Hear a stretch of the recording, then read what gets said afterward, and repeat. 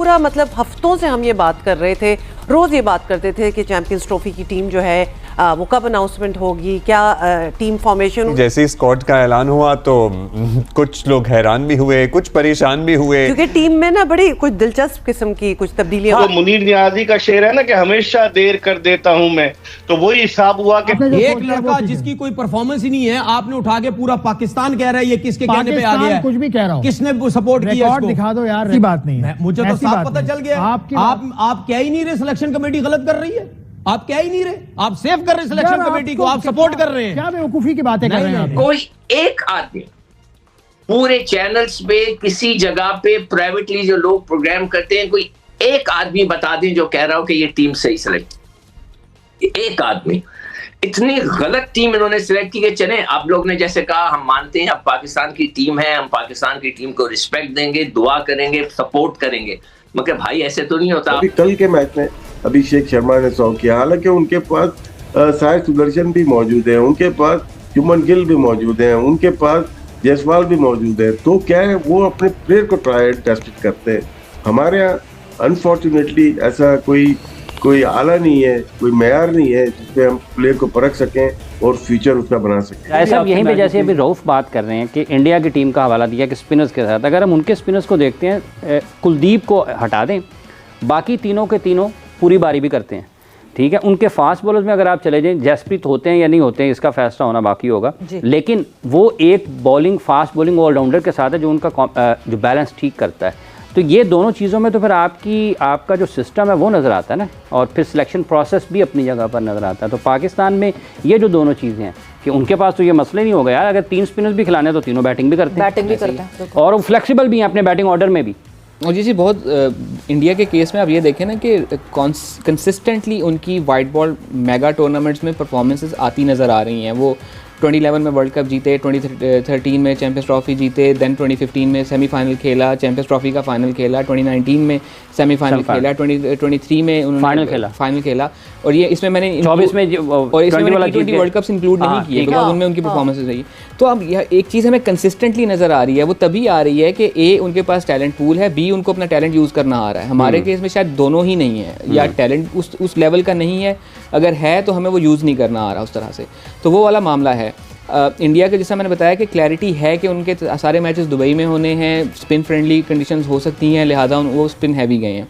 हमें इस चीज़ की भी क्लैरिटी नहीं थी कि हमने 3 डिफरेंट वेन्यूज़ पे मैचेस खेलने हैं, एक कराची में खेलना है, एक गालबन पिंडी में खेलना है और एक दुबई में खेलना है। गालबन क्या पिंडी में ही खेलना है। तो हम क्या इन तीनों चीज़ों को जहन में रख के हमने टीम सिलेक्ट की है, वो भी कुछ क्लैरिटी समझ में नहीं आ रही। ये बैलेंस टीम नहीं है। सिफारिश का आंसर काफी नुमाया, खासतौर पर जिस अंदाज से पैराशूट के जरिए फहीम अशरफ पाकिस्तानी टीम में वापस आए।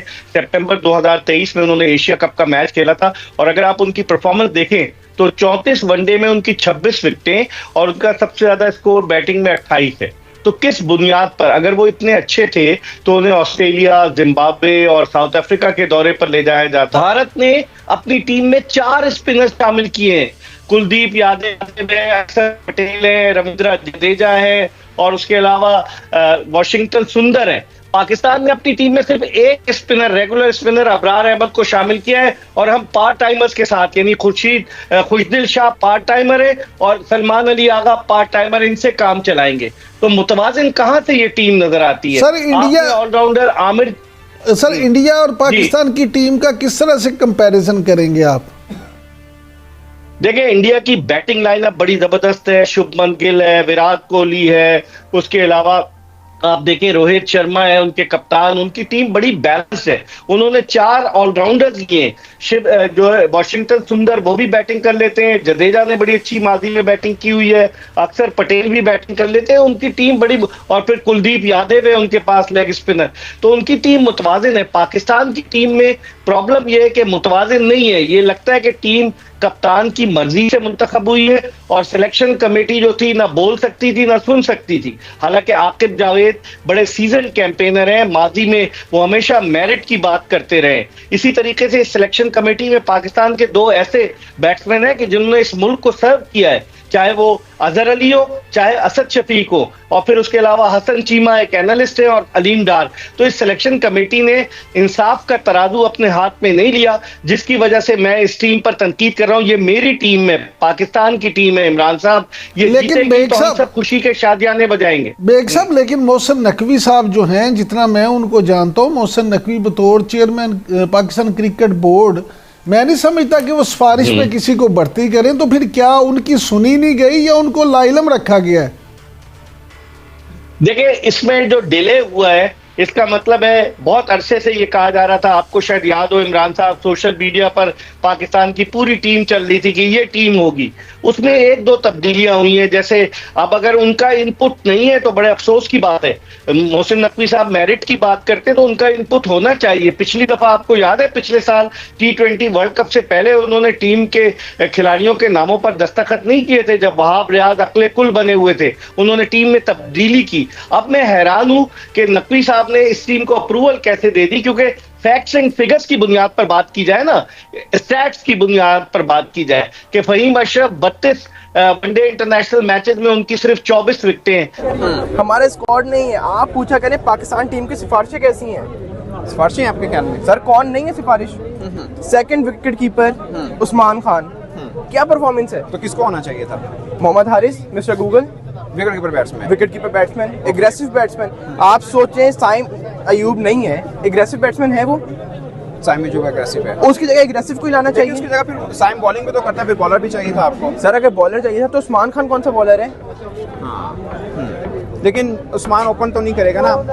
उस्मान ओपन नहीं करेगा तो हमने सेकंड ओपनर भी नहीं खिलाया। मजे की बात की है स्क्वाड में। बाबर खेलेंगे। बाबर, आपके ख्याल में सबसे मजबूत स्क्वाड किसका है इस चैंपियंस ट्रॉफी में? सर बहुत से लोग डिसलाइक करेंगे, बट मेरे ख्याल से इंडिया का स्क्वाड जो है वो नंबर 1 है इस चैंपियन ट्रॉफी में। ओके, कल की बात देख लें, अभिषेक शर्मा ने परखच्चे उड़ा के रख दिए इंग्लैंड के।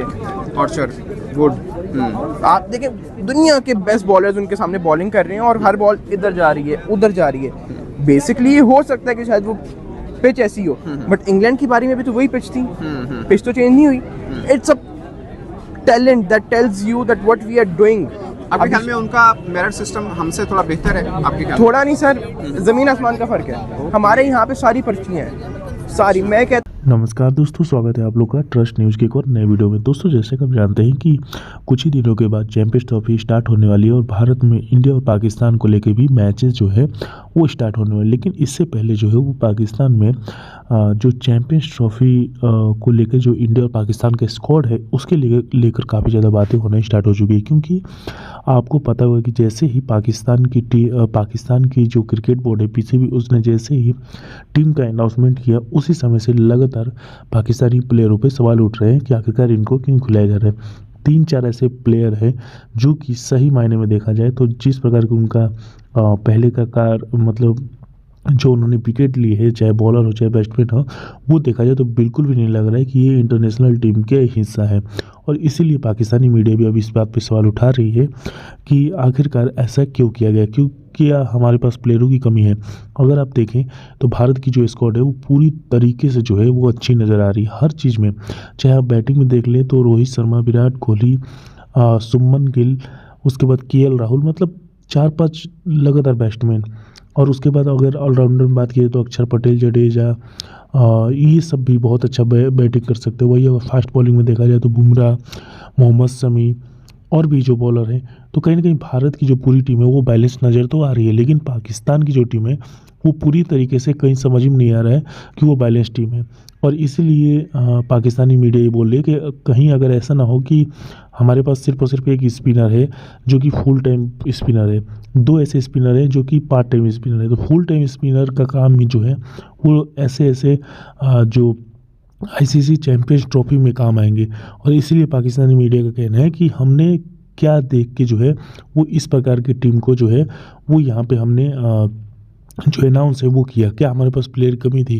क्योंकि अगर आप देखें कि पाकिस्तान अगर थोड़ा सा भी क्लैप्स होगा तो जो टीम है वो पूरी तरीके से कोलैप्स हो जाएगी। हालांकि पाकिस्तान की जो टीम है उसमें आपको पता होगा कि पाकिस्तान शुरू से ऐसा रहा है कि एक दिन कुछ ऐसा कर सकता है कि जो कभी किसी ने सोचा नहीं होगा, तो ऐसा भी हो सकता है। लेकिन ज़्यादातर जो पॉसिबल, लगभग 80% पॉसिबल यही है कि पाकिस्तान की टीम पूरी तरीके से कोलैप्स हो जाएगी, और यही पाकिस्तान के लिए जो है वो खतरे की बात है, और यही पाकिस्तानी फैंस भी कह रहे हैं कि आखिरकार ऐसा टीम क्यों बनाया। तो दोस्तों, आज वीडियो में इतना ही।